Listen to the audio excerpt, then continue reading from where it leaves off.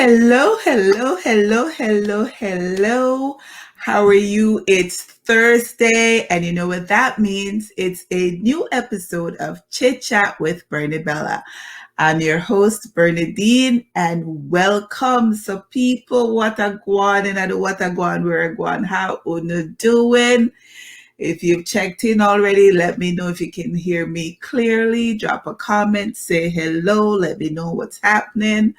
As you know, last week was a holiday, so I gave everyone the day off. So we're back this week with more interesting news and sports updates. Again, welcome to episode 15 of Chit Chat with Birdie Bella. Episode 15. Wow. If you're tuning in for the first time, welcome. Previous episodes can be found on my YouTube channel, Chit Chat with Bernabella. So visit the site, like, comment, subscribe, and set your notifications. If you're just joining, say hi, let me know who's here. Don't be shy, drop a comment, say hi, say hey, let me know who's here and what y'all are doing. So this is a talk show where we discuss sports, politics, current affairs, entertainment, gossip, what's happening in our local community and around the world. And if it's a trending topic, we will discuss it as well. Your thoughts and opinions are welcome. And those same thoughts and opinions will automatically enter you into this week's draw, which we're drawing for a new flavor of the ISO tea, the fruit punch flavor. And we'll talk about that a little bit later in the show. So as usual, we're going to start in our entertainment section with your videos of the week. So we're starting out with our musical artist preview of the week. And we've got Rygin King and the late Daddy U-Roy. They did a collab before U-Roy passed in February. They've got a video out. They've remade U-Roy's hit song, Stop That Train.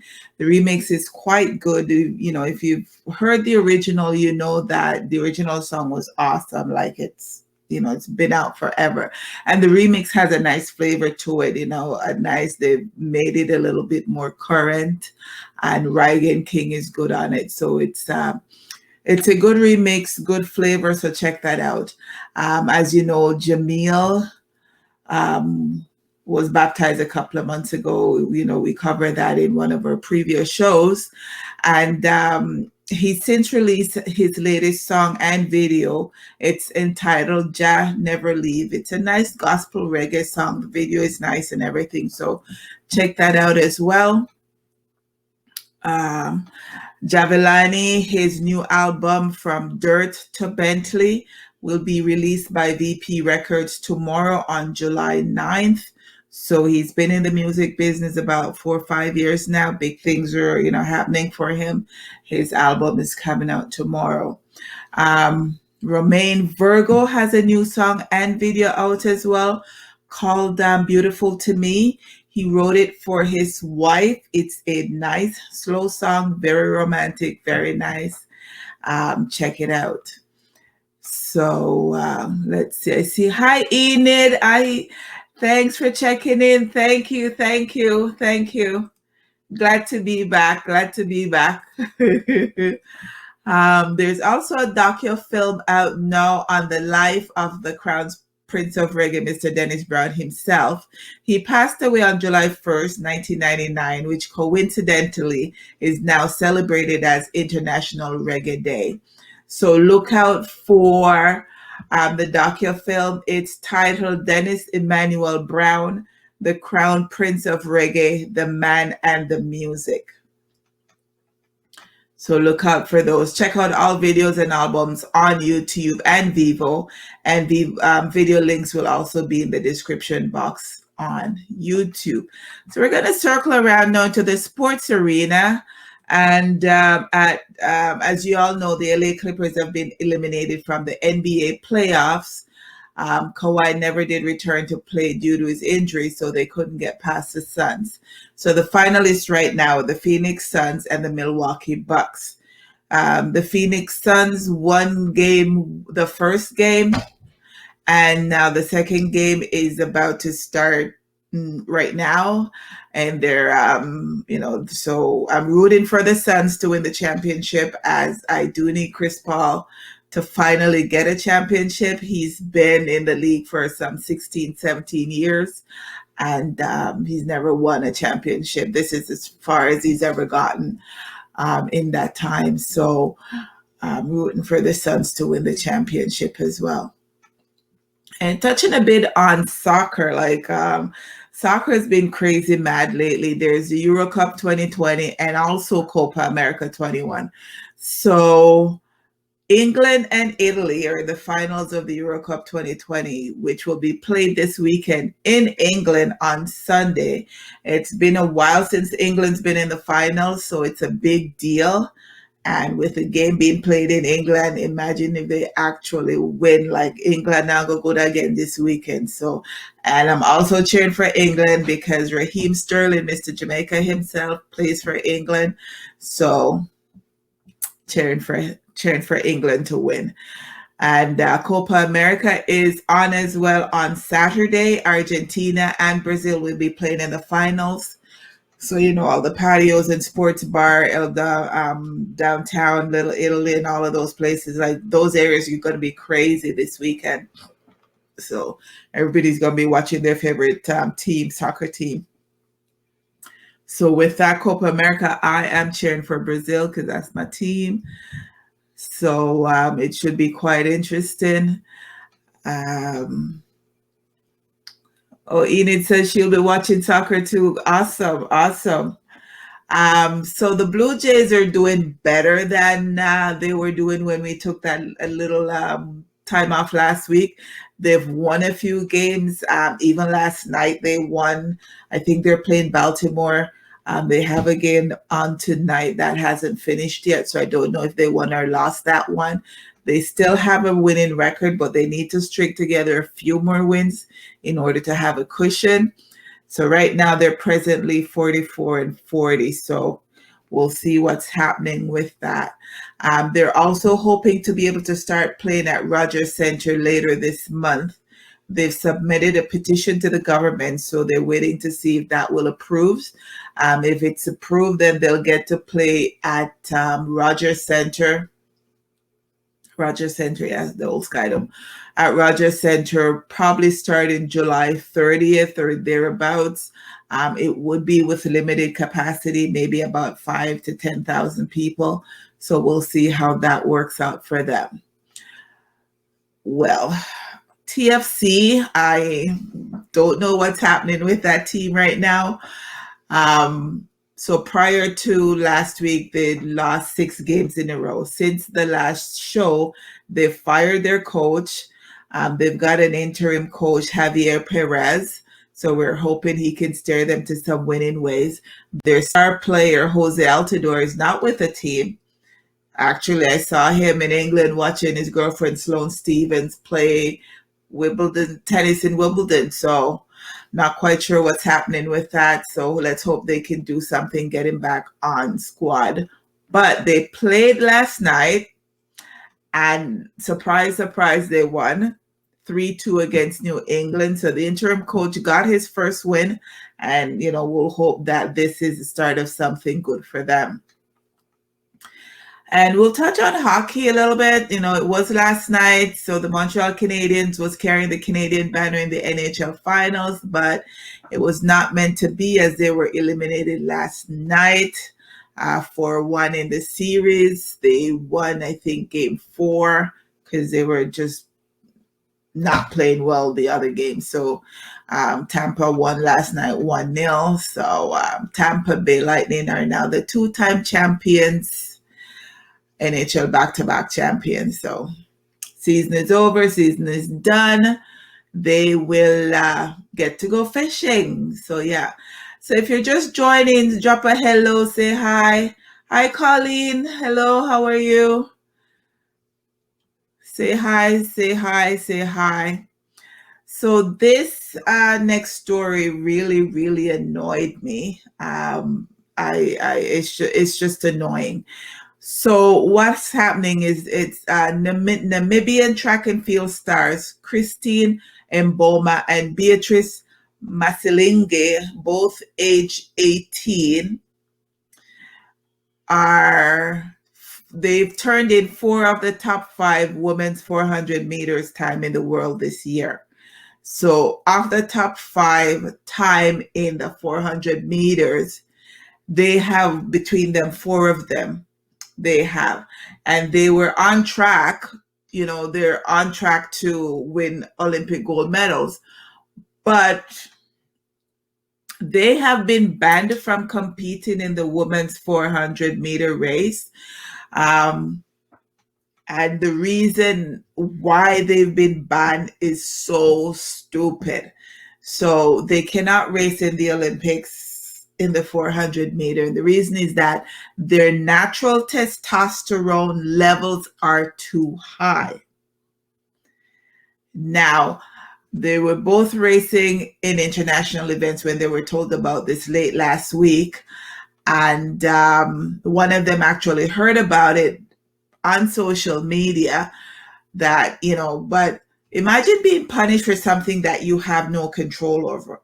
Like, you can't control how your much testosterone your body, makes or does or whatever. They're saying that it gives them an edge because it makes them stronger. And not for them fault. And what's so funny is that in the Olympics this year, I think there's 1 or 2 transgendered athletes who are participating in the Olympics. So they were men, they've now transgendered, or how that works, and now they're competing as women.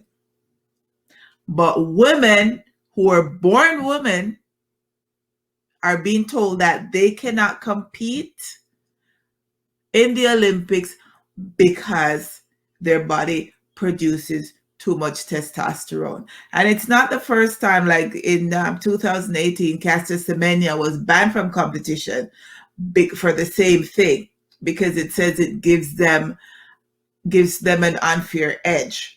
And I watched a documentary with that, and it was just so stupid and ridiculous. Like, they weren't even treating her like she was a human being. They're telling them that they should take medication to lower their testosterone level, right? So they're supposed to take medication to alter something that their body produces naturally, because it gives them an edge in competing, and that's stupid.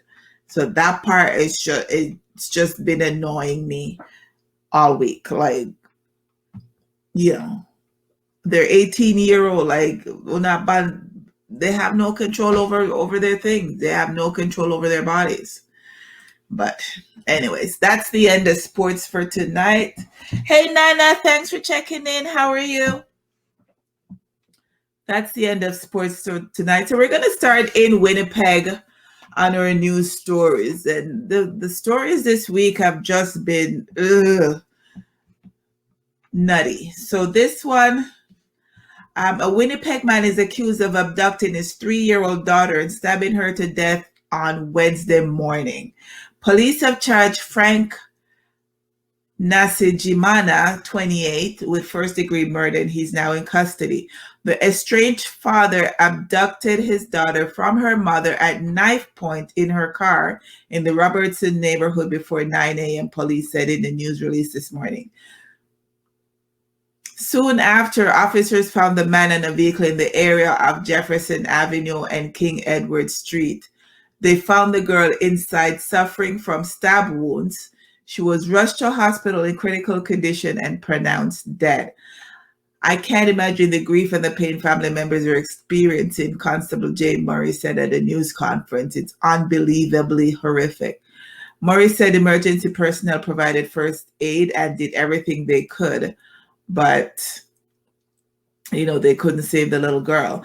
The mother and the father split up soon after the daughter's birth, and there hadn't been contact between them in recent months. Eesh. I don't understand people. Let's see, there's been some things coming in. So Nana says, blessings, all blessed. Colleen says, horse, you are bloom. Nana says, you look beautiful. Why, thank you, ladies. Me, I try a thing. I get up in the age, so you have to, try a thing. Yeah, I have to try a thing. But thank you. So, I'm not quite sure how many of you remember this guy, but we're going to circle to the USA right now. So Michael Avenatti, the attorney who was the leading foe against then President Donald Trump, he was the one that was representing Stormy in the lawsuit against Donald Trump. So he was sentenced today to 30 months in prison for an attempt to extort $25 million out of Nike. And this has been going on for the last couple of years. He was charged, I think, in late 2019, early 2020. And they still have a couple other cases against him, but he was sentenced in the Manhattan court today, where he was also given 3 years of supervised release. So what had happened was he had a client and there was an issue with Nike and the client, and he had some emails and some texts and stuff, and he then decided that he was going to extort Nike because he thought that if he put out the information against Nike's stock would tank, and then Nike wouldn't want that, so Nike would have paid him the $25 million. Well, Nike didn't blink. They took him to court. He got charged. It went public with it. He got charged, and yeah. So Mark Garagos could not help him in this instance.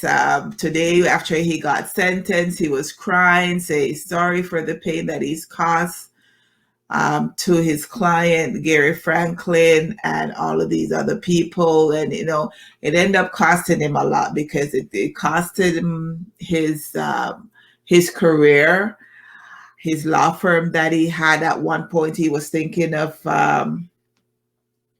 running for president. He was a high flyer. Every time you turn on CNN or MSNBC or all the other medias, he was on there. And then now he's going to jail for 2.5 years, and he still has a couple other cases pending because he's also charged with spending his client's money. So I know Stormy and a couple others, people, they complain about him not giving them the monies that he's supposed to. So there's that trial coming up. But man, to be flying so high, and then you gonna jail. You gonna jail. 2.5 years. Damn. Them say the higher, what's that say? The higher monkey climb at the more body shore, something like that. This monkey climbed too high, and the wall and body get exposed, everything else get exposed, and yeah, from thinking about running to president to now, I guess he can be the president in jail, of something in jail. So it wasn't good. Not good at all. Not good for him at all. That's a long fall. So Nana says, let's see. Nana says, I hate hearing these stories about innocent babies. I know men seem to think that, if you're not with the woman, you should. The only way to hurt the woman is by killing the child or something. Like, I don't know. I don't get that concept. I don't understand it. I don't know. But we're going to go to Guyana right now, and they have decided that they will be implementing visa requirements on people coming from Haiti and Cuba. Apparently, there's a large amount of illegal migrants coming in from those countries, and due to the influx of Haitians going into Guyana and other countries, apparently, when I looked into it, there's almost every country in South America and the Caribbean have imposed visa restrictions on individuals coming in from Haiti. There's maybe about three countries right now that in that region, South America and the Caribbean, that Haitians can go into without visas. Everybody else have said you need visa to come into our country. Apparently they go in, they overstay and all of that. I know Jamaica has a little bit of issue with that as well. So, it's just, there's just a lot of things happening in Haiti right now that, they've never recovered from the hurricane and all the other disasters that have hit, and people are leaving there, in order to find a better life. But it's just hard for them. So that's that. So we're going to go to Alaska, and a man linked to the 2018 death of a 10-year-old girl has pled guilty to first-degree murder and sexual abuse of a minor. Peter Vance Wilson entered his plea Monday in the death of Ashley Johnson Barr in the remote Inupiat town of Kotzebue, which is 26 miles north of the Arctic Circle and serves as a regional hub for Northwest Alaska villages. He had initially pled not guilty, but decided to change his plea and entered into a guilty plea. He confessed to the girl's death on September 24th, 2018, when they had evidence linking him to the girl. He had denied it, but he ended up having, they ended up finding the girl's cell phone on him and a couple other things. And, he was charged. So she disappeared on September 6th in 2018.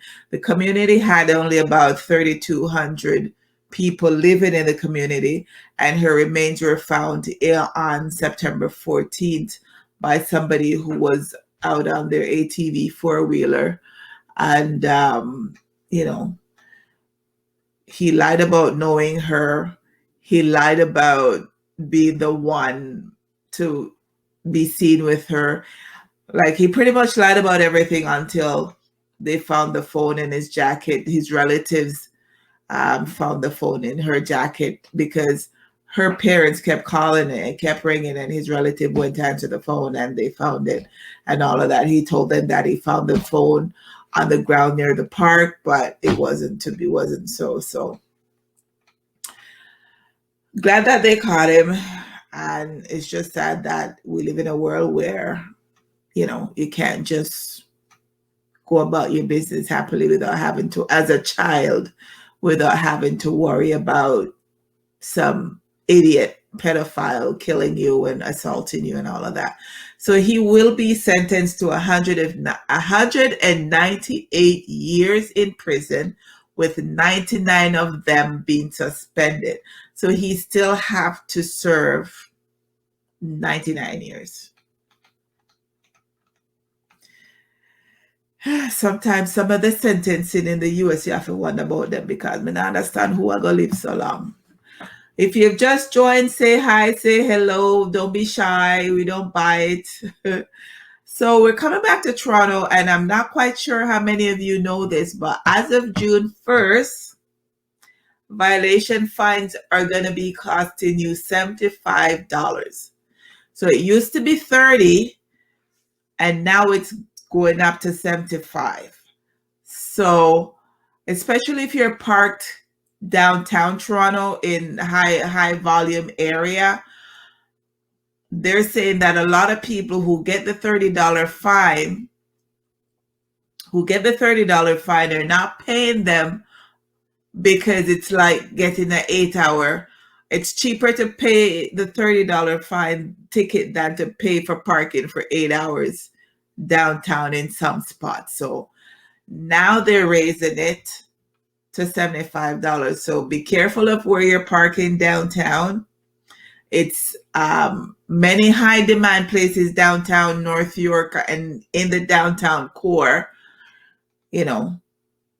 it's raised from $30 to $75. And with COVID, during the height of COVID, the parking enforcement officers were not giving out a ticket. They weren't doing any ticketing at all. But now that, they're easing COVID restrictions and stuff, they're starting now to give tickets. So you do not want to get a $75 parking ticket. All right, so be careful of where you're parking. Let's see. Hi, Charisse. And Charmaine says, and taxpayers have to support him, right? That's just so crazy. Thanks for checking in. Thanks for coming in and spending your time with me. So I'm going to go to Toronto. I'm staying in Toronto, and there was a big bus. It was announced today. So the Canadian Border Services Agency says its officers seized an estimated $14 million worth of cocaine after pulling over a vehicle at the Peace Bridge last month. The seizure occurred on June 15th with a commercial truck driven by a Quebec resident. When a commercial truck driven by a Quebec resident entered Canada, the Peace Bridge in Fort Erie, and was pulled aside for secondary examination, CBSA said on Thursday. Border agents searched a vehicle and allegedly discovered 112.5 kilo of suspected cocaine in 5 duffel bags. The driver was arrested and handed over to the Mounties. The RCMP have charged 24-year-old Pardeep Singh of LaSalle, Quebec, with importation of a controlled substance. Singh is said to make an appearance in St. Catharines, a court appearance in St. Catharines tomorrow. So he is going to not have a good time. Wow. So that's a lot.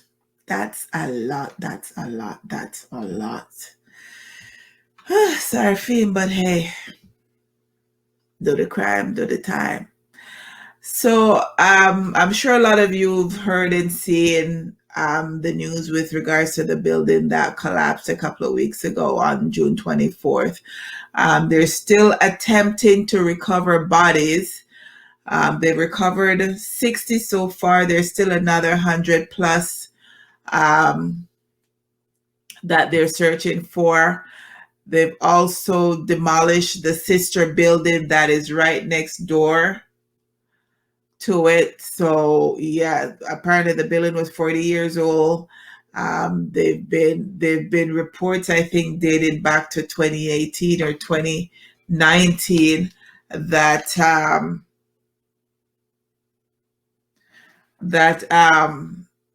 they've been since 2018 or 2019 that there were issues with the building and stuff, and nothing was done.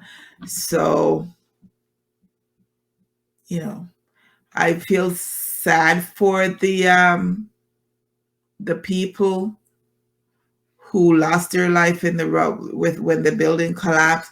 I feel sorry for the families that have to endure the wait for them to recover the bodies from them. And imagine being in the other building, in the second building that didn't collapse, and seeing this happen to the other building right beside you. That's crazy. That's crazy. And there's also a report that says that the building was sinking approximately 2 millimeters per year since 1990. So not quite sure. I foresee a lot of lawsuits in the future regarding this. I am not quite sure what's happening or how. That's just going to be crazy. That's just going to be crazy.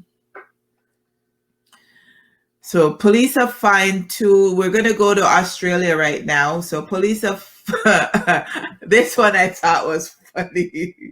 So police have fined two men who had to be rescued from an Australian forest after they were startled by a deer while nude sunbathing on a beach and became lost. The men called for help about 6 p.m. Sunday after they became lost in the Royal National Park south of Sydney, a police statement said Monday. Unbelievably, we saw two men sunbaking naked on a beach on the south coast. They were startled by a deer. They ran into the national park and got lost. They then had to call for help for police and them to come rescue them. So both men aged 30 and 49 were fined $1,000 Australian dollars, which is $759 US each, for breaching a stay-at-home pandemic order that restricted them to Sydney.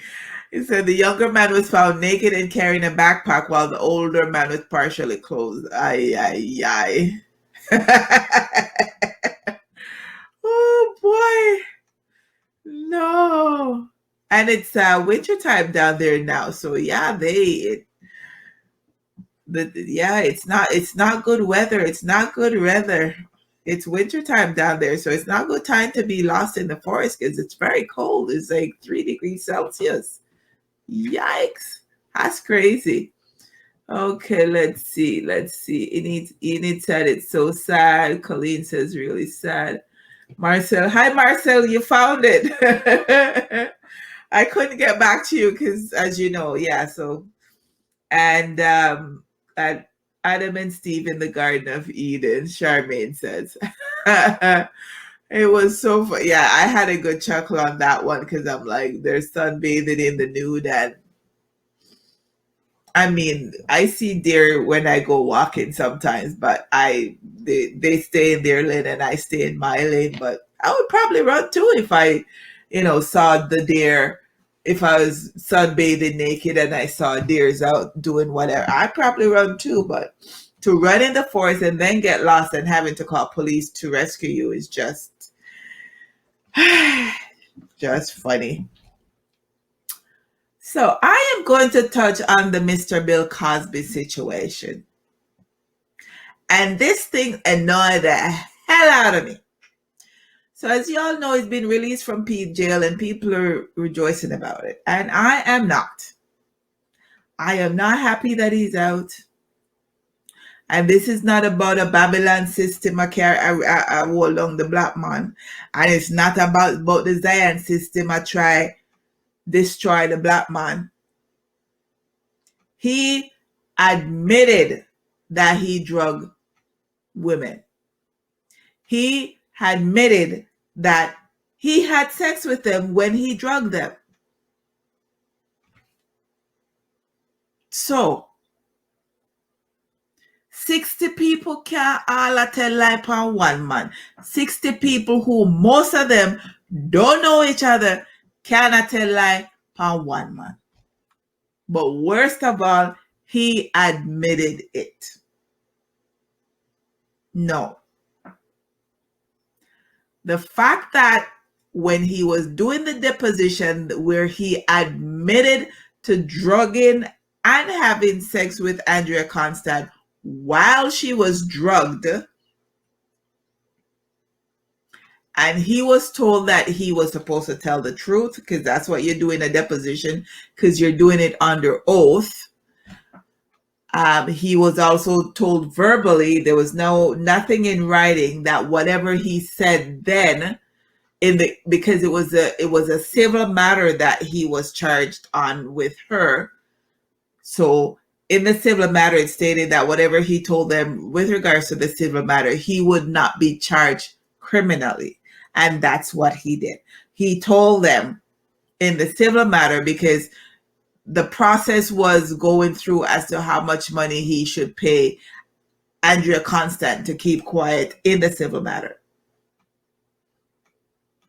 And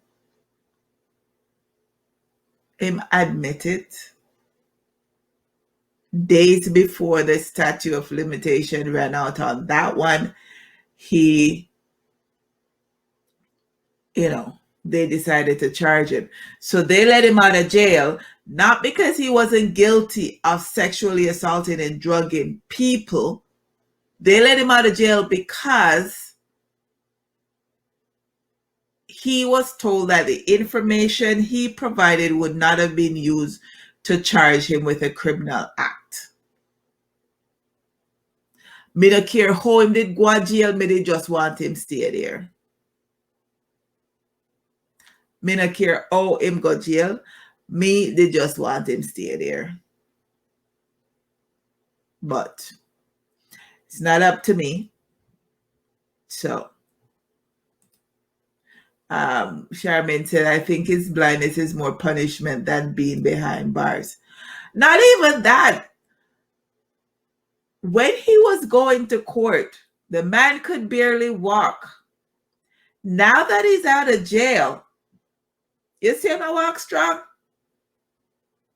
And they denied him parole late last year. They denied him parole late last year. And they were also asking for him to be released because of COVID. And they didn't. And why they denied him parole was that he refused to admit to his wrong. So he got 3 to 10 years and he went up for parole. And he refused to admit that he was wrong, what he did was wrong. And he refused to take any of the programs in prison. So when he went up for parole, they denied him because they said that he's not trying to rehabilitate himself.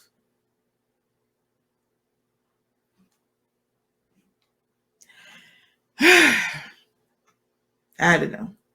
Anyways, it just annoyed me. It just annoyed me. Nana says, blind fool, so disappointed. Right? You just never know. Like, you see people out and about and you never know. You can't tell me same wife don't know all of these things. Or some of the things there. Myself said, Dino laugh or Janelle strength. Let me be careful of what I'm saying. Oh, Colleen. Oh, yes, Colleen. Yes. All right. Because, yeah. That's true. You on Facebook have issues. Anyways, we're going to go to Iraq. So a 25-year-old chef has died after falling into a vat of boiling soup at a wedding hall in Iraq. According to reports, the incident happened on June 22nd at Hazel Hall, a large wedding venue in the northern Iraqi district of Zakho, where the man was preparing for a large feast. The victim, Issa Ishmael, was cooking a giant pot of chicken soup when he slipped and fell in. They stated that he suffered third-degree burns on 70% of his body and was taken to hospital where he died 5 days later. He was a trained cook with several years of experience, his father said. They said that he had been working at the venue for about 2 years. He died leaving 3 children, including a 6-month-old boy. That's a hot death. When me a boil soup and it a bubble up on the stove, and if me a thing it and it bubble upon my hand and it burn me so hot, you can't imagine drop. Oh God! You can't imagine you dropping a whole. That's a hot waiter. That burn hot. Sorry, Fim. Anyways, we're going to go to Jamaica and I'm going to go to Linston. So the police has detained the father and stepmother of a 7-year-old girl who mysterious death at the family home. So apparently she died mysteriously at the family home and, nobody knew what happened. And, So just outside, her name is Tiana Russell. She passed away Monday, so last Monday. Her biological mother passed away 4 years ago, and now she's passed away as well. Her stepmother claimed that she heard her groaning on Monday morning and made a check. It is said that the child complained about feeling unwell and was taken to the Linstead Public Hospital, where she was pronounced dead. A few hours after she died, police took father and stepmother into custody based on certain observation regarding the body. So since Tiana's mother's death, the child had been residing with a father and stepmother. Investigators are awaiting a postmortem to determine whether her father and stepmother should be charged. In the meantime, the child's maternal relatives said they've tried on numerous occasions to have her come spend time with them, but to no avail. According to different news things that I've heard and talked to people, the child's mother and the child's father weren't together when the mother died, and the mother's family wanted the child, but the father kept the child, and the child was living with them with the stepmother. The one of the aunts said that she had heard that the child was being abused, but she didn't when they check, because they've seen bruises on her and stuff, and whenever if they've asked in the past, they've always said, little pitney when they run up and down and play, them get scratches and bruises and whatever, and that's where it come from. But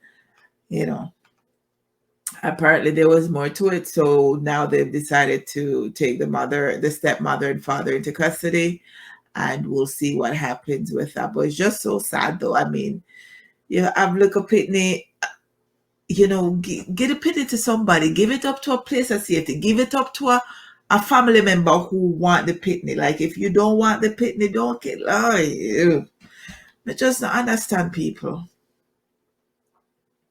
So we're going to circle around to Haiti, and yesterday we woke up to the news that the Haitian president Jovenel Moise was assassinated in his home. His wife was injured as well, and she's since been flown to Miami for treatment. So right now, interim Prime Minister Claude Joseph has declared Haiti is under siege. Today, there's been reports that 7 of the alleged assassins have been killed and 6 have been taken into custody. Apparently, 2 of them are supposedly U.S. citizens and were bodyguard at the U.S. Embassy, or something to that nature. So, I mean, there's too many things happening in Haiti right now. It's just like from one crisis to the next crisis to the next crisis. Haiti needs a break. Haiti needs a break. So we have to go pray for them. We always pray for Jamaica. We have to go share some of the prayers for Haiti, because, man, it's just too much. Too much. So we're going to come back into Ontario. And so far, we've moved into step 2 of, the various steps that will take us into the new normal. As so the COVID positive numbers are coming down, which is good. I think I heard the other day that there was actually a day when there was no recorded COVID deaths. In the news today, they're stating that 50% of Ontario adults have gotten their 2 shots. Personal care services are now open. I know I've spoken to a couple of barbers who are fully booked up into next week and the week after. A couple of the hair salons as well, also the nail tech. So it's good that they're open up with the malls are open up with limited capacity. I mean, the lineup at Winners, Zara, Ardeen, HomeSense, who else? Adidas out at Heartland, Reebok out there. Like, the lineups are crazy. Me drive past them. Me I wait till the lineup die down or till there's no lineup before me go back, before me go in at any of them store there.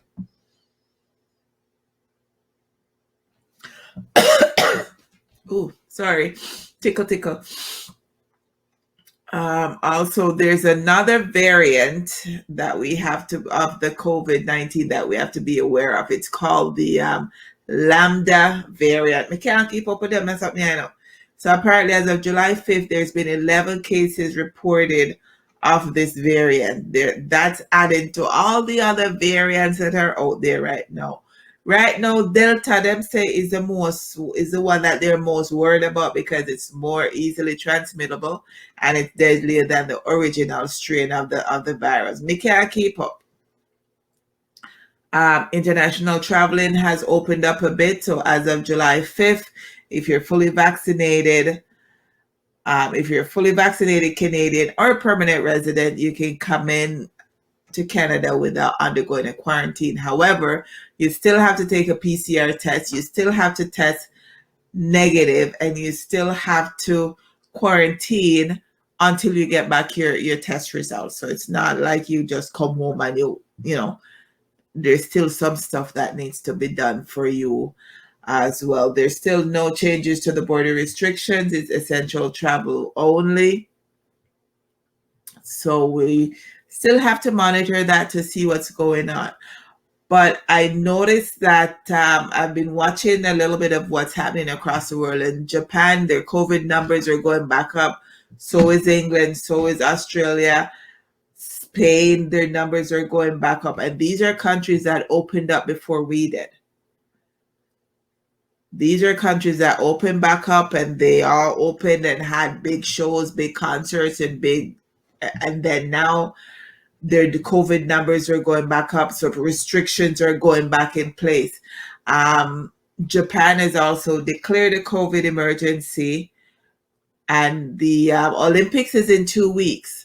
Last week they were stating that they would have fans in the stands and it would be normal. Now with the COVID emergency, and they're stating that there will be no spectators, no outsiders coming into the country to be spectators or at any other competitions. So I don't know. It's just crazy. You just have to watch what's going on around the world right now, where people that we envied them because they were opening up and they were doing all of these things and enjoying themselves, and now they're having to make adjustments and doing some shutdowns again because their COVID numbers are going up. So we'll have to watch and see and hope that we don't have to undergo a fourth lockdown here in Ontario. So just a little bit of rundown of the corona numbers around the world and in Canada. Canada, we have 1.42 million tested, 1.39 million recovered, and 26,401 deaths. Somebody was talking to me about the other day about, us being in lockdown and Florida being open and all of these other states being open.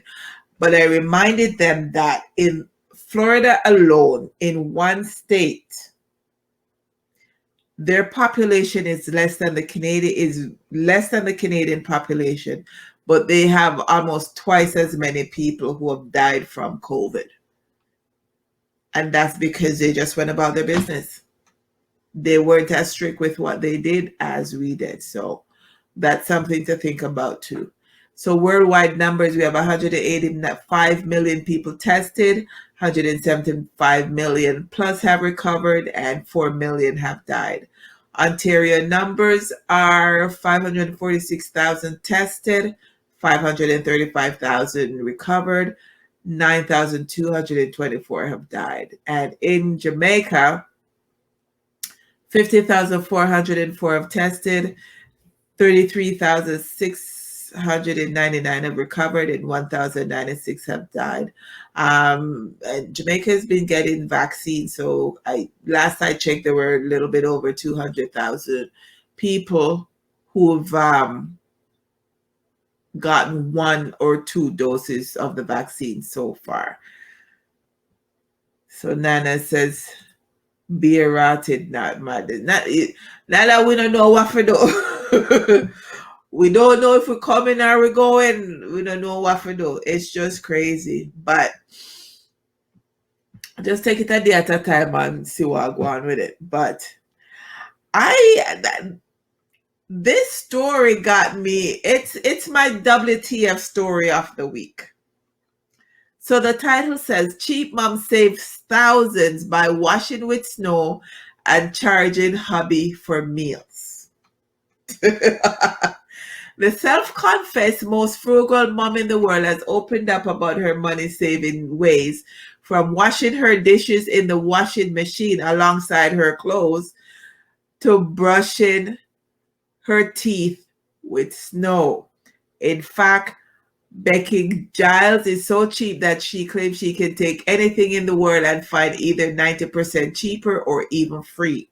The 41-year-old who lives with husband Jay, 39, and sons, 7-year-old George and 4-year-old Colden, confesses she's always been pretty frugal, but she took saving money to the extreme when she decided to give up her £25,000 salary to be a stay-at-home mom. So this is how she saves money while being at home. She cut in her first year that she stayed home. She ended up cutting expenses so much that it made up for the income loss because she stayed at home.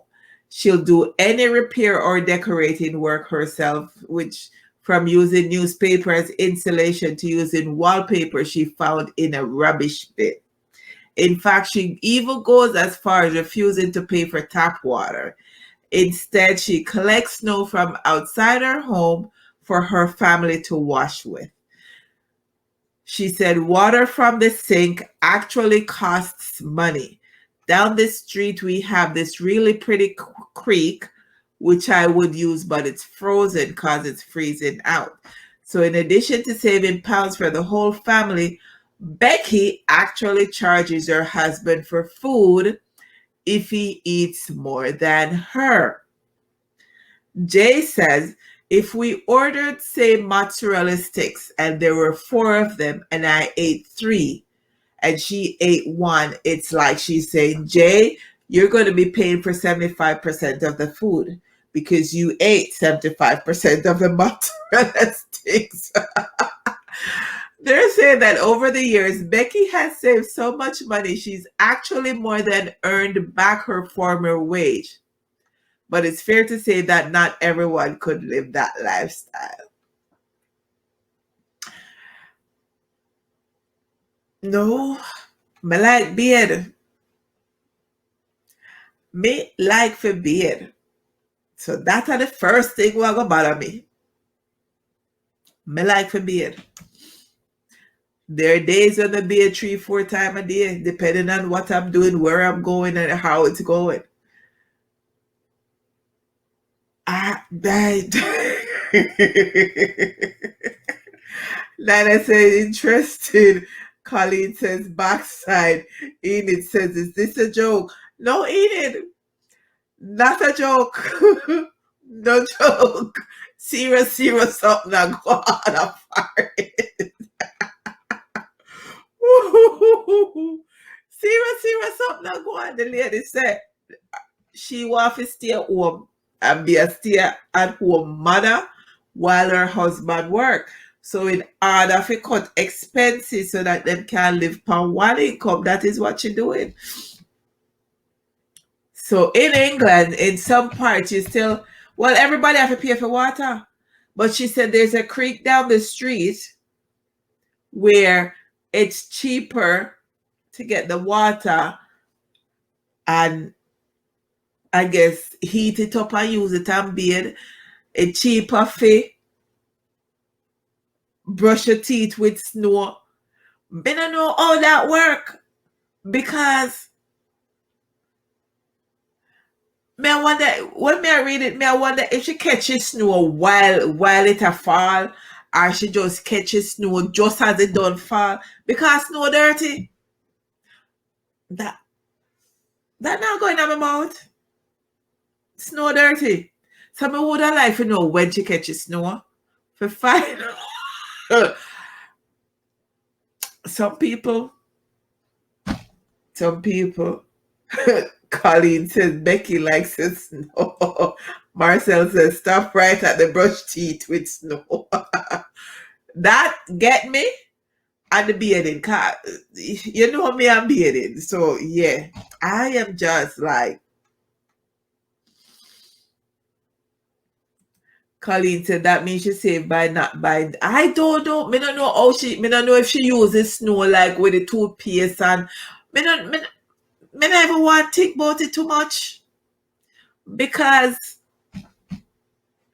me just get no. It's not right. She's not right. Not right at all. Me don't know how she managed that. Me don't know how she managed that. But we're circling back to Canada, and we've got a new governor general. Governor General. It's the first that we've appointed an Indigenous person to Governor General status. Mary Simon. She's Inuk. She speaks English and Inuktitut, and is in the process of learning French. And some people are upset that she does not already speak French. But we will congratulate Mary. She has done, wish her luck in her new role. She served Canada well so far in various diplomatic roles over the years. So, another step forward, another glass ceiling, that Indigenous person has step up. So we're happy for her, and let's keep supporting. Let's hope that they keep promoting women into places that, at this time, 2021, we should not still be saying, oh, it's the first Black person to be doing this, or the first Indigenous person to be doing this, or the first woman to be doing that. Like, that's stupid right now. Very stupid. So, but we're staying in Ontario because apparently we're in a car apocalypse. What does that mean? It means that there is a shortage of rental car. There's a shortage of rental car in North America, actually. And car rental prices are skyrocketing. So there was a guy that stated that last year he had booked a car and it cost him about $480. But because he couldn't, he needed to change it by a day, and that extra day, the total rental went from $480 to $1,286. And I did a little bit of check-in. Rental prices right now, it's just ridiculous. And what had happened was, because of COVID and nobody was traveling, nobody was renting cars. So the car rental companies got rid of a lot of their cars. They sold them off to other people, second used car dealerships and whatever. But those cars were not replaced. Also, within the auto industry, there is a shortage of semiconductors. So because of that, not as many cars are being made as quickly as they should be because of the shortage. I remember Ford had shut down a couple of their plants, and GM had shut down a couple of their plants because they didn't have semiconductors to put into the cars. So now with COVID restrictions easing and people are now able to travel, people are now wanting to rent cars. Well, there's not enough cars to be rented. So whatever is there, the prices are sky high. So if you haven't already rented a car for the summer, you may be out of luck if you need to rent one to travel or anything, because it's just, the car prices went from like $30 a day, depending on what you're renting, to $60 a day. And that's not included insurance. That's a whole different thing. Nana says she did not step up. Colleen says this sounds like an election trick. And Nana says, exactly, they're just covering their ass. There's been a lot of speculation in the media that, and I was looking at it today. Oh, she's still on the, oh, yeah. Yeah, I recognize that. They're covering their ass on the, with the Governor General. What I'm finding with some corporations and some government is because of what's happening right now, and especially in Canada with the residential school situation that we talked about a couple of weeks ago, people are bending over backwards then to include Indigenous people into stuff and to promote Indigenous people. And it's kind of similar to last year with the Black Lives Movement, where every second thing was, oh, there was a Black person being promoted here and a Black person being promoted there. And it's like, okay, they were there all the time. They had the skills all the time. Why did you not promote them then? Why did you not give them the position then? Right? And it's the same with the Governor General. She's always been there. Mind you, we had a lady in. The last one was a lady, but apparently her work skills and her people skills were not great. So they've asked her to resign because you can't fire the Governor General. They have to resign. So now, it would have looked bad if they put a man in, to be honest. It would have looked very bad if they put another white guy in. So it was either a Black woman or an Indigenous woman, and they picked Mary Simon. And you know what? Good on them. However, we can get into positions nowadays, I'm not going to complain about how we can get in. It's just that when we get into positions, we need to pull others like us behind us when we get into that position. Sometimes we want to try help one another still, and them come kill you, So we never know about that part there, but we help who we can. We help who we can. We help who we can, because sometimes it's just you want to help somebody, but the reputation or it's just hard, because sometimes some of that blowback come upon you, and it's not a look. It's not a good look. It's not a good look. But I'm going to circle to Jamaica because I was quite intrigued with this particular news. It's a good thing for Jamaica. It's a good thing for Jamaica. Enid says, so true. And Colleen says, you are so right with the helping part. And Colleen says, it haunts us. And Nana says, very true. Yeah. Sometimes you help people get into position, and them are the same one will go backstab you because them figure say them need your position now. So it's kind of hard sometimes. You know what, bringing anybody. You're afraid because history has proven that they're not always grateful. They always turn out to be ungrateful and always come stabbing at the back. So it's kind of hard and difficult to do that. But it is what it is. So sometimes the good have to suffer for the bad. I just so the thing said. Anyways, we're gonna go to Jamaica, and there's an increased demand for Jamaican ganja on the global market. That's according to the Cannabis Licensing Authority, which says it has been issuing export permits to territories as far away as Australia and Germany in recent months. Go Jamaica, go Jamaica. You got your good do, you got your good do. Go Jamaica. CLA says local cannabis is being sought for research and medical purposes. They will try recreate the strains that they're getting in, right? But they can't recreate the soil that the strains are grown in. I'm just saying. CLA says 42 export authorizations have been issued to 10 entities trading with various regions of the globe since the start of the year. And they said that they has issued 19 export permits and have seen an increased permit request by licensees. That is awesome for Jamaica. Awesome, awesome, awesome that them things that go around the world and it's gonna be used in various medicines and all of that stuff. You know, yeah, I use cannabis every day. I use it. My soap has cannabis in it. My spray that I spray on my face has cannabis in it.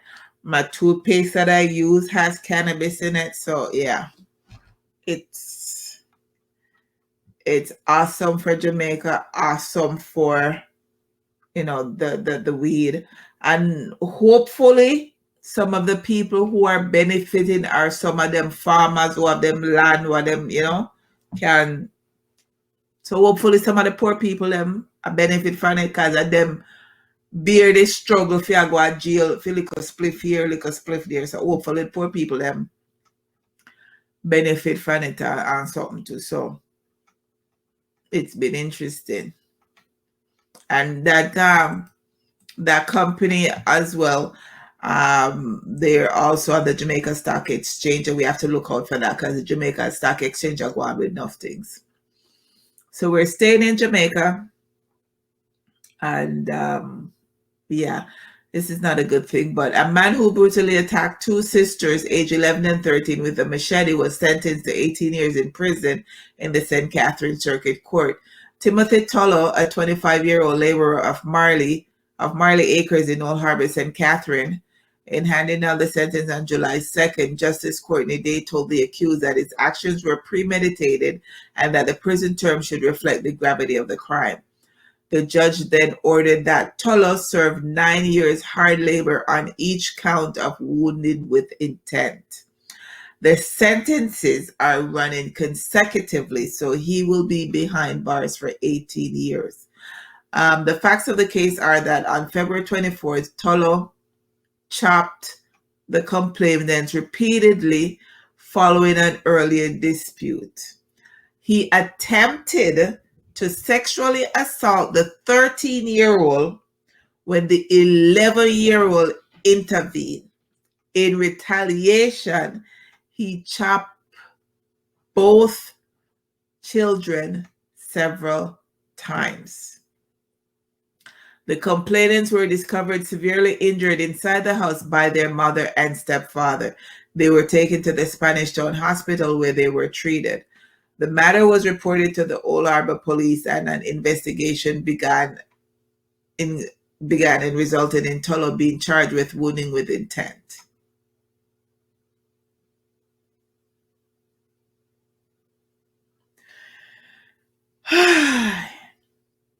25-year-old wants sex off the 13-year-old. And because them fighting, she and this little sister intervene and said that now go on and chop them up.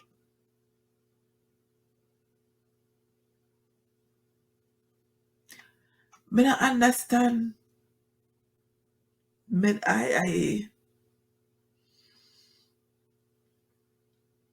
See, man like them are not supposed to even reach a jail, you know. Man like them are not supposed to reach a jail. Jungle justice supposed to go on with man like them. Yeah. Jungle justice. A jungle justice supposed to go on with him. Him not supposed to reach a jail. Him not supposed to go sit down in a jail now for go eat food for 18 years. Him supposed to dead already. Him supposed to dead already. Hi Erica, thanks for checking in. Enid said he should have get 30 years hard labor. Him should have hang.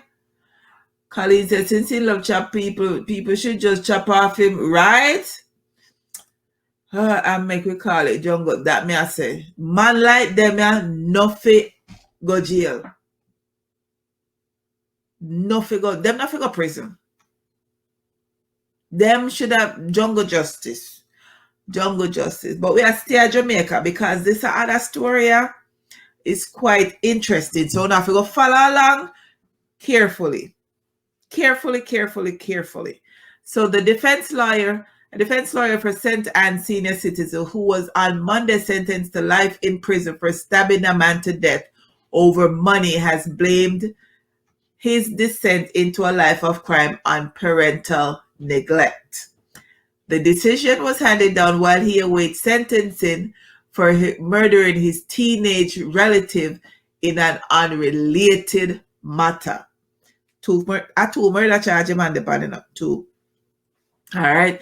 So the 61-year-old serial convict Winston Jarrett, who has 15 previous convictions, was sentenced in the home circuit court for the murder of 65-year-old Daniel Wishart in Kingston in March 2012.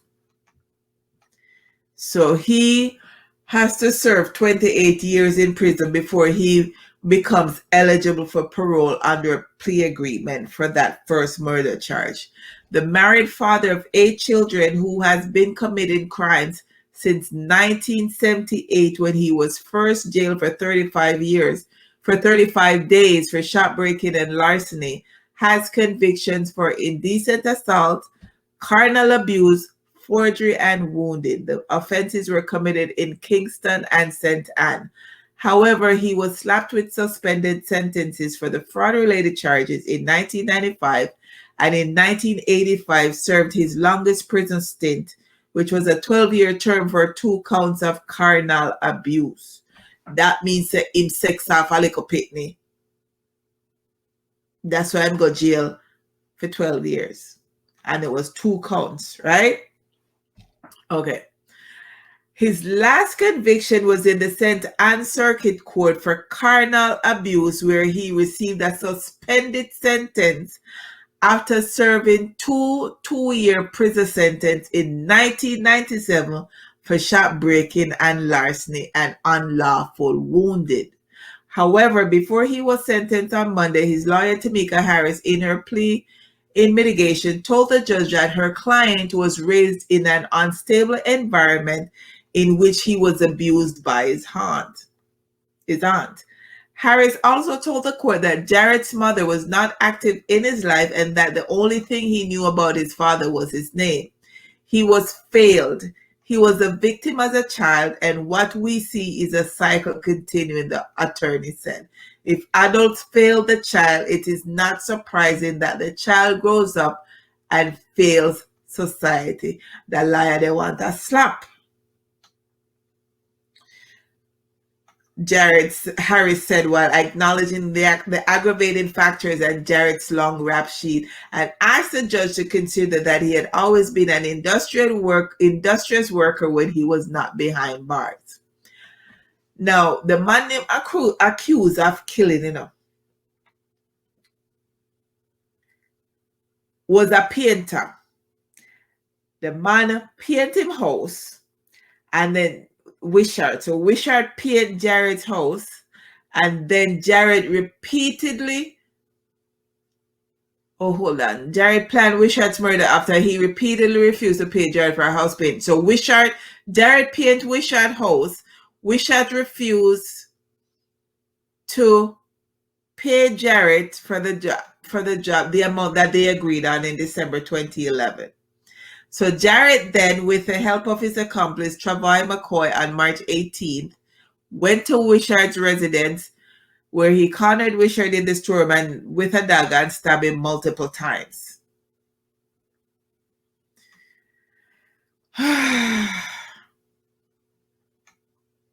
So following that incident, Jarrett was arrested at his home on April 11th. He told police then that he had wanted to report the matter but was fearful and blamed the murder on his co-accused. However, he was later charged and released on bail, but he absconded that bail. Oh, night, Nana. Have a good night. Thanks for checking in. So, okay. He was rearrested in February 2020 following the murder of his sister-in-law, Juliana White, 18, who was found dead the previous month, so January 2020. So Jarrett later pleaded guilty to Wishart's murder on March 22nd this year in a plea deal. And according to the postmortem, Wishart had 6 stab wounds, 4 cut wounds, 1 chop and 2 abrasions to the neck, shoulder, chest, and lungs. In the other matter, Jared pleaded guilty to White's January 2020 murder in the Trelawney Circuit Court on June 30 and is to be sentenced on July 15th. Let me sit up for that one because this is where it get nice. In a groove some sort of way. Not nice, funny, but yeah. So Jared is 61. White is 18. Jared is married to White's sister. Jared and White were having an affair. They were in a relationship. So Jared at 61, White at 18. Jared married to White sister. I have pitney with White sister. No. Jared there with White 18-year-old. And while she have him, she also have younger guys. Him upset with the fact that she have younger guys with him. And him always I tell her say no like it and whatever, blah blah blah blah blah. So she never stopped. She continued to have her young guys because she at 18, him at 61. She gonna need a young guy. That is what happened. Anyways, he followed her to Trelawney one time in January when she was going to meet one of her young men. And he stabbed her in a fit of jealousy and left her in the bushes in Trelawney. So they live at St. Ann in Falargo, Trelawney. And him stab her up down there, left her down there. So she was found with multiple stab wounds and her throat was slashed. Right?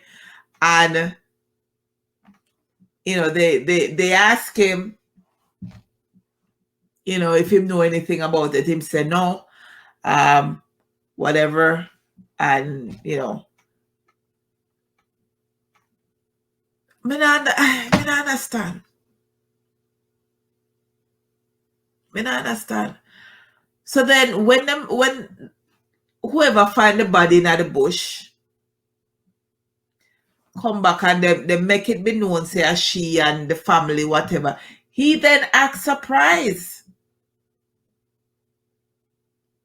He acts surprised like him never know nothing. And the killer thing is, no pun intended, but the kicker of this is he was the one who went to the police station to identify the body. It wasn't the sister who he's married to. It wasn't, the mother or father or anybody else. It was him that went to the police station to identify the body. Right? So then after all of that, him identify the body and him do this and da. Few days pass and then him go to the police station, go tell them, say, make a confession to them that him couldn't eat or sleep knowing, say, him kill her. So him go turn in himself.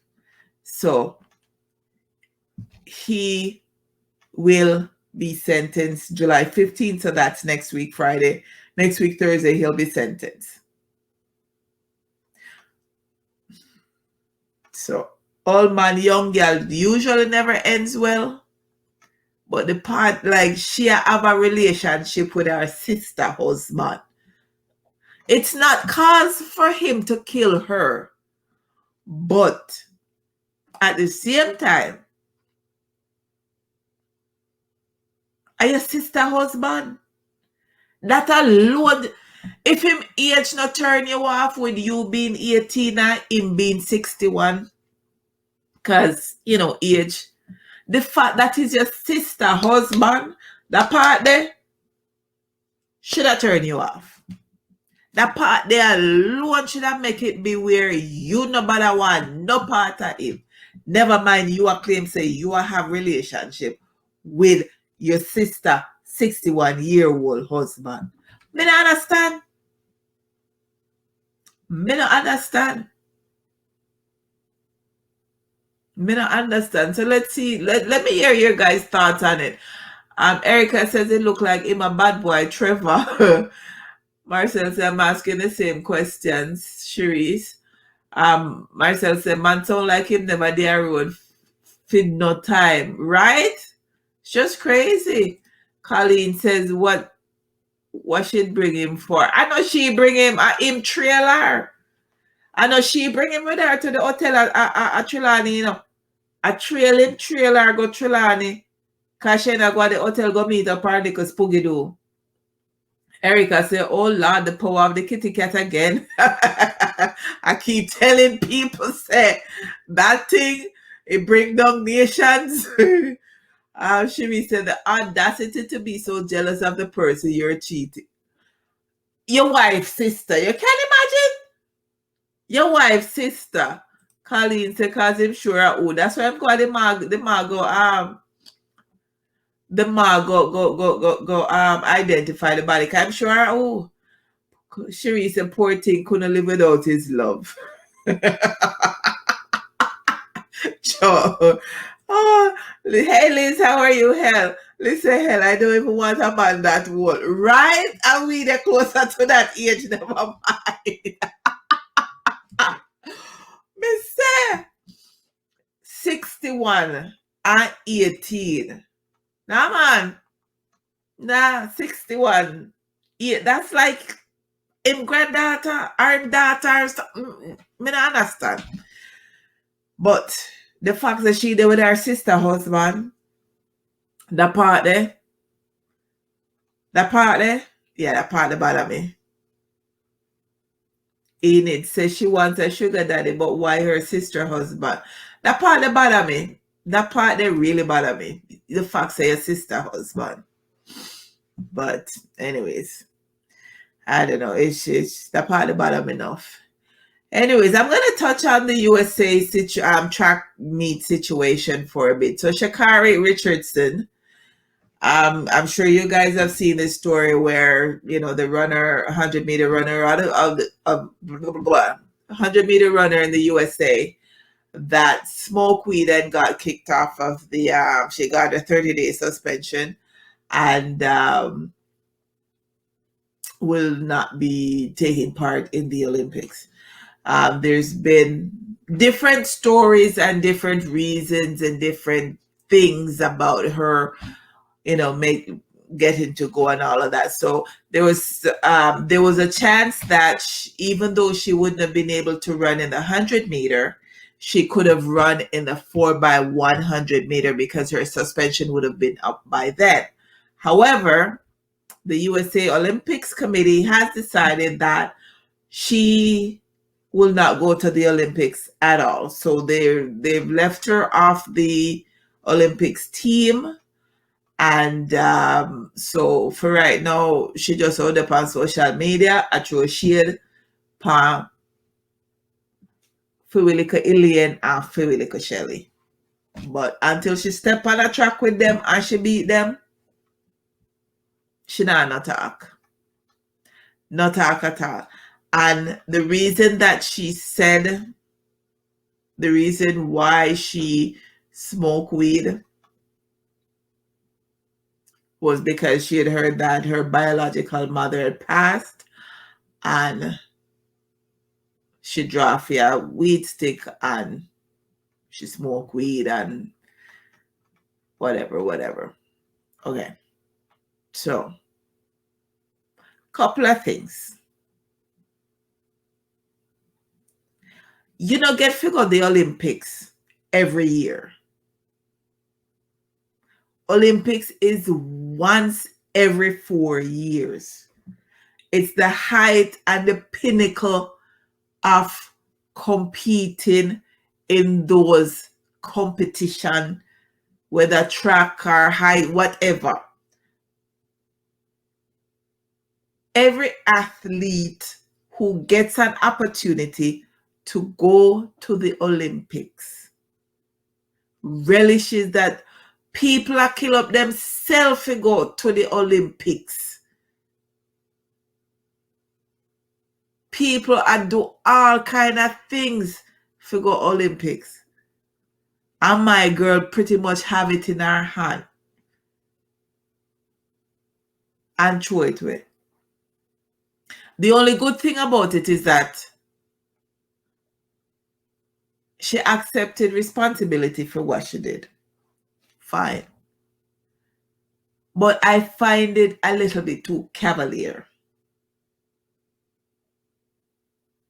She was just a little bit too cavalier. Okay, me do it, I'm human, get over it. That's basically her excuse. That's basically what she said. And then after that, she's been throwing shades to other runners. Before that, my girl win a 1-2 race. She no win no world championship. She no win no Olympic championship. My girl just win a 1-2 local race.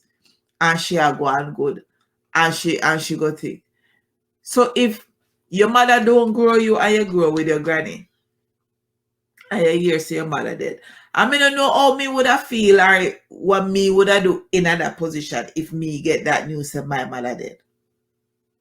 But I'm sure your mother would not have wanted you to throw away your opportunity to go to the Olympics. Can you work hard feet?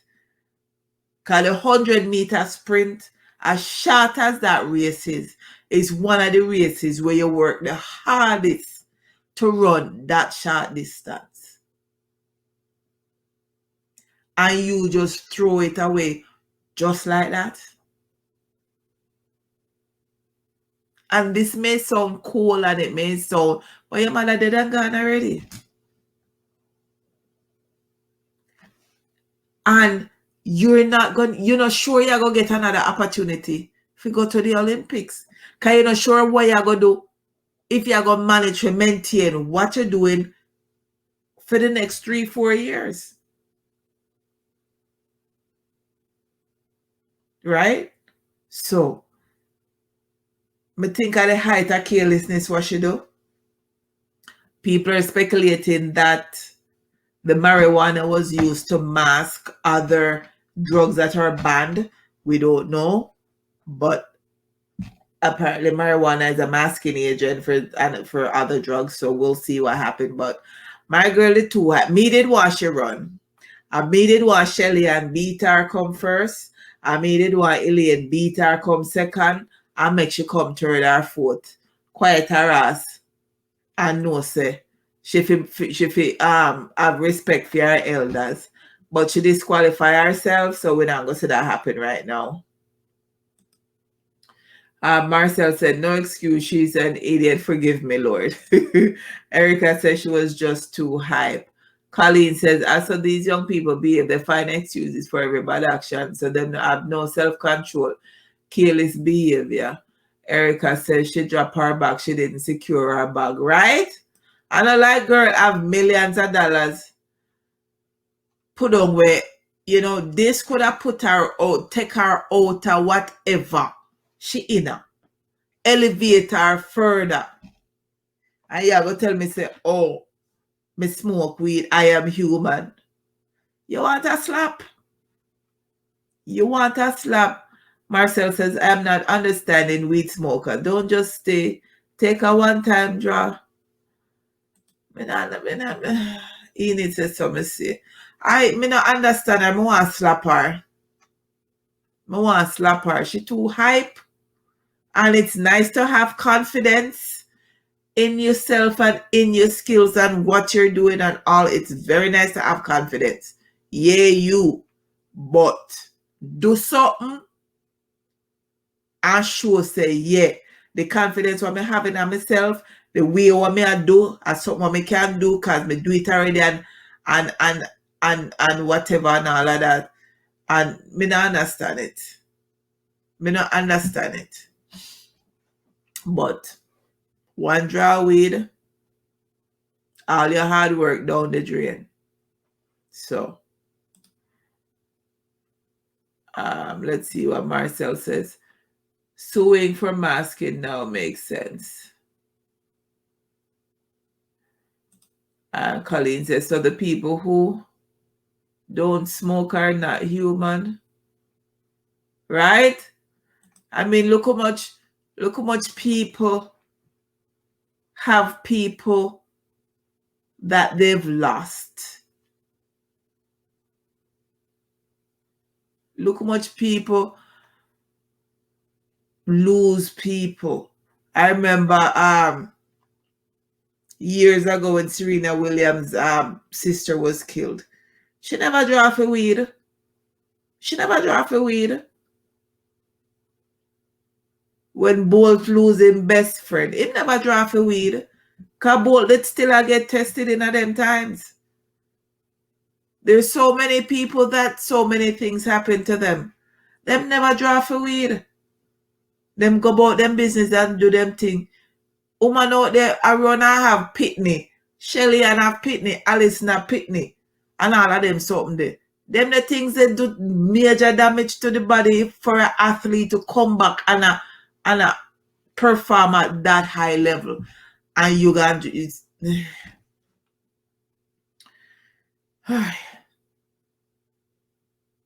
it just annoy me. She annoy me.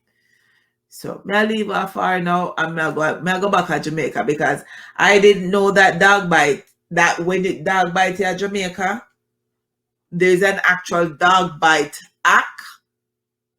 So Carlington Reid is the first person to be charged under the Dogs Act of 2020.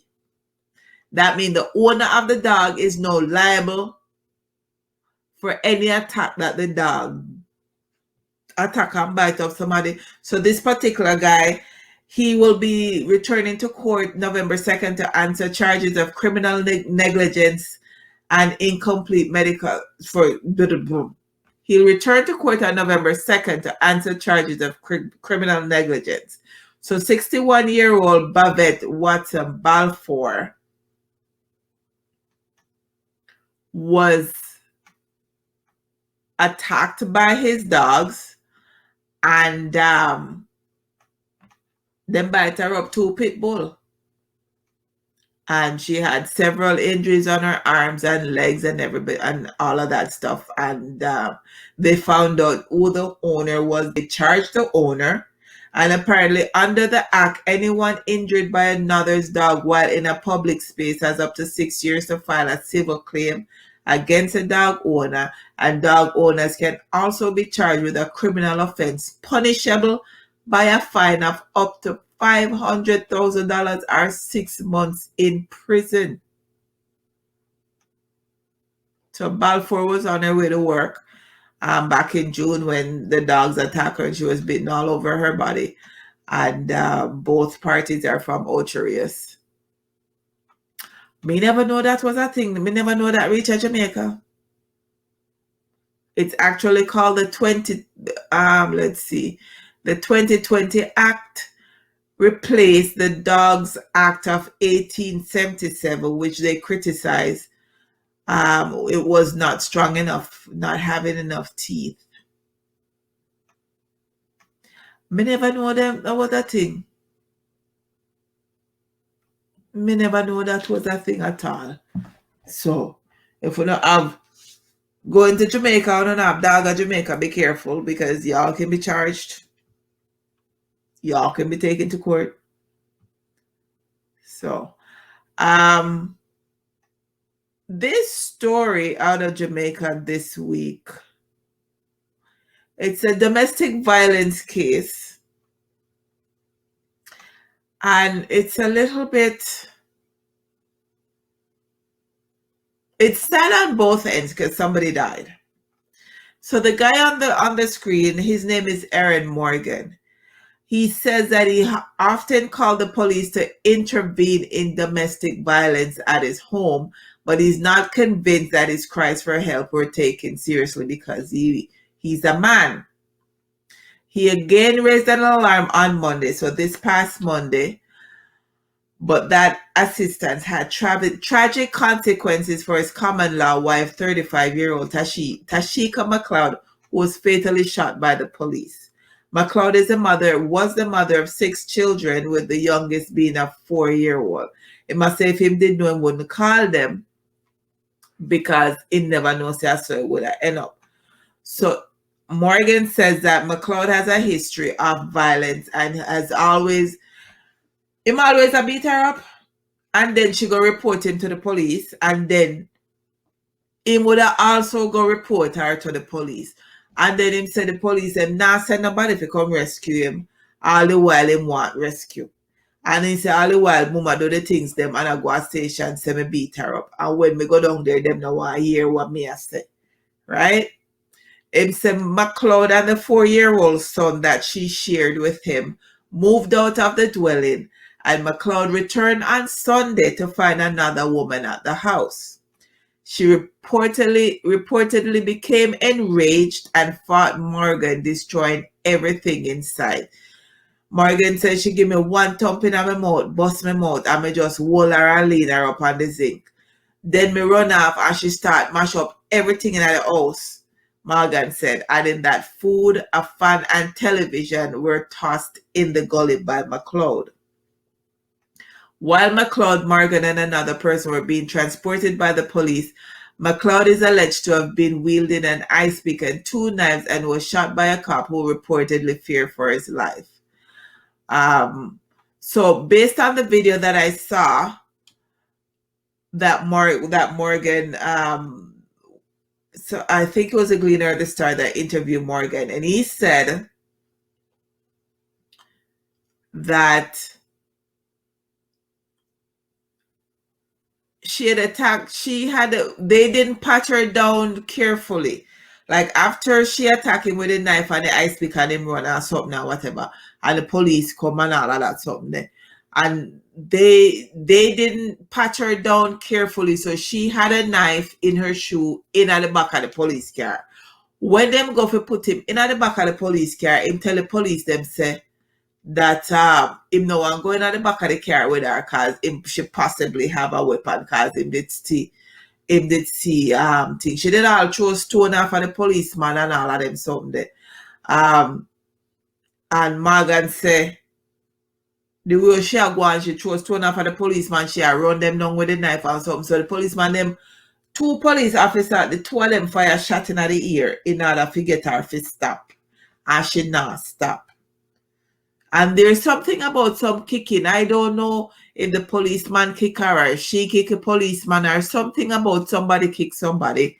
And all them tell herself, put on the knife and, just listen to what the policeman them say. Cause this happened now up at the police station after them take her from her house. They take she from the house, take him from the house and somebody else, and carry to a police station. All of that happened up there, so, and the police ended up shooting her for kill, and she dead. So now him must say if him did know, him wouldn't call police upon her. But at the same time, at the rate it a go boil down to him, the policeman or she.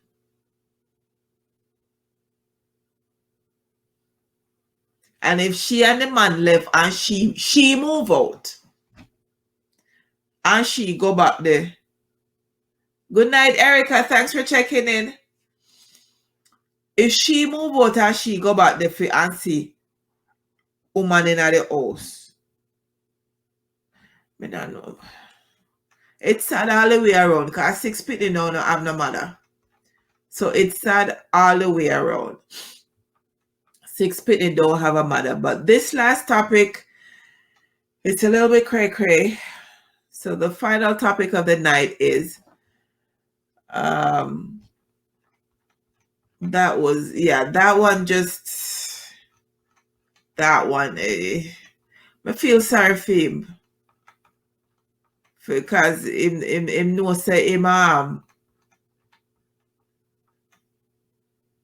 guess if he could, what me never know what to say about that. I don't know what to say about that because it's just crazy.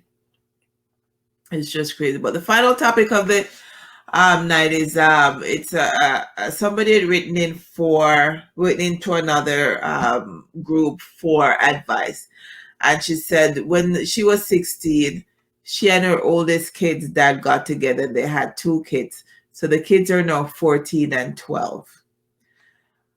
The father of the children is one half of identical twins.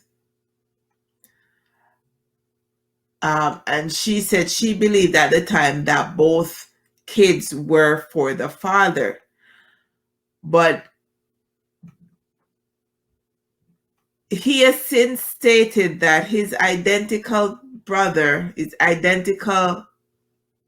Malik may be a father to one of the kids because him and Malik switched places and had sex with her. So Malik is now dying of cancer, and he want them to do a DNA test to see whether Malik is the father of the son before Malik passes away. But if they're identical twins from the same egg, they will both then be identified as the father of the child.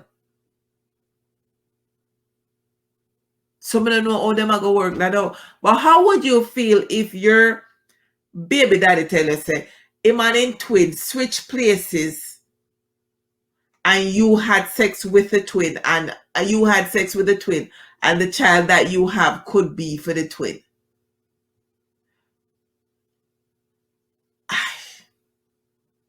Imagine having somebody play that prank on you. Not nice, man. Not nice at all. Not nice. Not nice at all. Colleen said the man, Mr. Tom. Sure, Mr. Tom, them. Ines says, really sad. Sorry for him, also the children. They said they're both gonna die.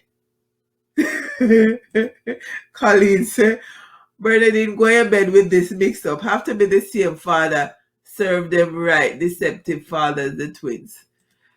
Well, it's not going to show that it's one father over the other because identical twins from a one egg, them have the same blood type. So I don't know how them are going. I don't know, I don't want to kill somebody. Me would have want. So for 14 years, 16 years, Uno know say Uno play that prank on me and know because him a dead Uno want. You know, me da go kill him silently like I'm already dead of cancer and then nobody won't know the difference. Me not like that. No, me not like that. That's not nice. That is not nice. But that was our last topic for the night. So I am doing my soul chattings for the night. So the soul chattings for the night is popcorn is prepared in the same pot, in the same heat, in the same oil, and yet all the kernels do not pop at the same time. Don't compare yourself to others. Your turn to pop will come. I'll read that again. Popcorn is prepared in the same pot, in the same heat, in the same oil, and yet the kernels do not all pop at the same time. Don't compare yourself to others. Your turn to pop will come. That's my soul chattings for the night. Marcel said, not nice, that nasty. Liz said, yeah, both of them will die. Girl, you know, they gonna die, they gonna die, they gonna die. Anyways, my giveaway this week is we have some new teas. So we've introduced a new tea, and the new tea is it's a fruit punch flavored Ayaso tea. So some of you have gotten the green tea, and some of you have gotten the some of you have gotten the green tea, some of you have gotten the lemon tea, some have gotten the raspberry tea. But we now have a fruit punch flavored tea. This came out a couple of weeks ago. I tried it a couple of times. Let's just say drink it at night. Drink 2 packs at night. You're good to go in the morning and you're good on the road. All right? Yes. So I'm giving away a week's worth of the ISO fruit punch flavored tea. So as usual, if you know, I'm gonna make the draw and whoever wins, and it'll be awesome. So Colleen says, "Me waiting on my poppins." Your turn to pop. It's never too late to pop. Anyways, let's see what happens. Draw. Let's see who wins this week. Who wins this week? Who wins this week? Oh,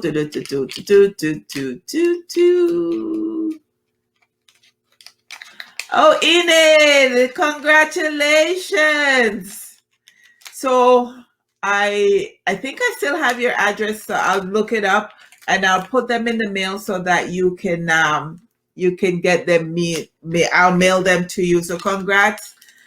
You can drink it hot or cold, preferably cold. I like the flavor of it cold. So, but thank you guys for tuning in with me, staying with me tonight. It went a little longer than normal, but I appreciate you. Thank you guys for staying. We'll do it next week again. Same time, same place. Be safe, be careful. Love you guys. Enjoy. Take care.